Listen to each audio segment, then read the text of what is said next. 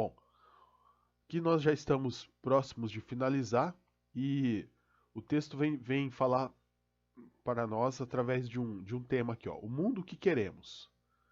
Então ele vem com um textinho assim, ó.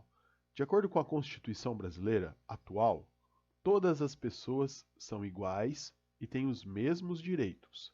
Mas nem sempre foi assim. Então esse texto aqui vai mostrar para nós que em sociedades antigas, nem todas as pessoas tinham os mesmos direitos. Algumas tinham e outras não tinham nada. Em especial as mulheres, elas tinham poucos direitos em sociedades antigas. Então vamos ver isso no texto. Vamos lá?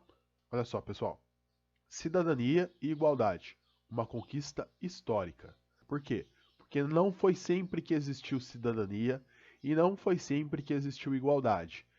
Em algum momento da história se conquistou a cidadania e a igualdade. Então eu vou ler o texto para vocês, ó. Em muitas sociedades antigas, a desigualdade era o fundamento, a desigualdade. Ou seja, pessoas com mais direitos, outras com poucos direitos. Pessoas com mais acesso a alguns equipamentos públicos, outras pessoas sem nenhum acesso. E a desigualdade era o fundamento da organização social. Nem todas as pessoas tinham os mesmos direitos. As mulheres, por exemplo, não tinham os mesmos direitos que os homens. Com a passagem da organização em aldeias para centros urbanos, lembram-se que nós estudamos nos capítulos anteriores, que as pessoas se organizavam em aldeias e depois, com o crescimento, né, a expansão do comércio e o aumento da produção dos alimentos, começaram a surgir os centros urbanos, as cidades.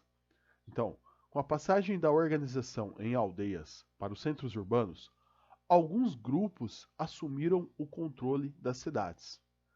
As decisões sobre a vida em comunidade não eram tomadas de forma igualitária, o que tornava as sociedades desiguais.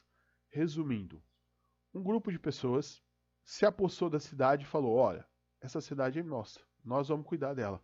E todos que viverem aqui vão ter que obedecer o que nós definirmos, o que nós determinarmos. E a maioria das pessoas que viviam naquele local não decidia a própria vida.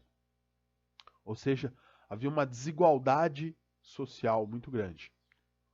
O poder e as terras ficaram centralizados nas mãos de pequenos grupos e a maioria da população foi excluída das decisões políticas. Olha só, pessoal, o que está falando aqui?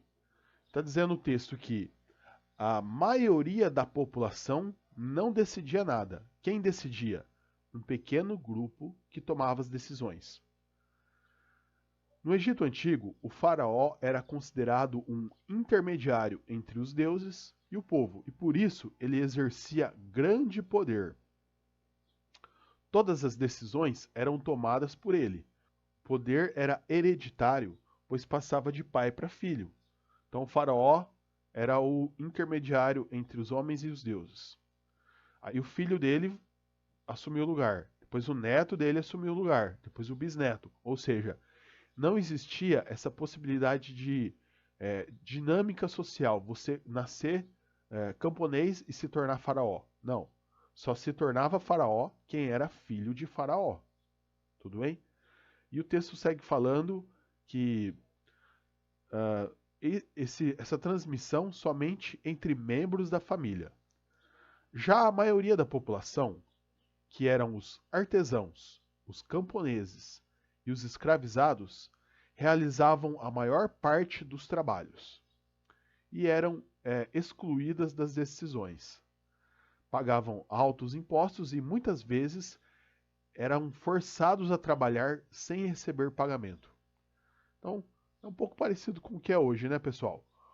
A grande parte da população trabalha para sustentar aquela parte pequena que fica lá no governo, decidindo, escrevendo leis, leis que nem sempre beneficiam a maioria. Às vezes, uma boa parte das vezes, essas leis beneficiam só um pequeno grupo de pessoas. Então não está muito diferente hoje. Apesar de ter evoluído, ainda temos grande desigualdade nessa sociedade que nós vivemos. E aqui está mostrando um pouco sobre as casas, está falando sobre as casas. Então está falando assim, ó, os reis e a nobreza viviam em palácios luxuosos, enquanto artesãos, camponeses e escravizados viviam em casas simples, feitas de barro e cobertas com folhas. Não é muito diferente de hoje, né? Uma pessoa, você já viu de repente aí a casa em que mora o presidente da República, o governador do estado de São Paulo, né, o prefeito da sua cidade? Geralmente é uma casa muito grande, muito bonita, muito luxuosa. E enquanto grande parte da população vive em casas menores, casas pequenas, né? Em algumas situações moram em barracos, barracos de madeira, barracos que não têm água, que não têm esgoto.